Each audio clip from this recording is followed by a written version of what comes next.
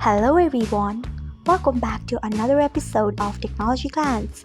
Today in this video, I'm going to guide you through how you can enable mono audio on Spotify. So let's get started. Firstly, open Spotify app in your device, then tap on your profile icon. Next tap on settings and privacy. After that, tap on playback. Next you can see the option of mono audio.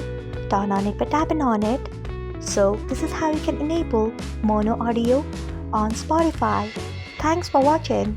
If you found this guide helpful, we would love it if you hit the thumbs up button below. We upload great new tech tutorials like this one every day, so do not forget to subscribe to our channel and hit the bell icon so that you will never miss another update.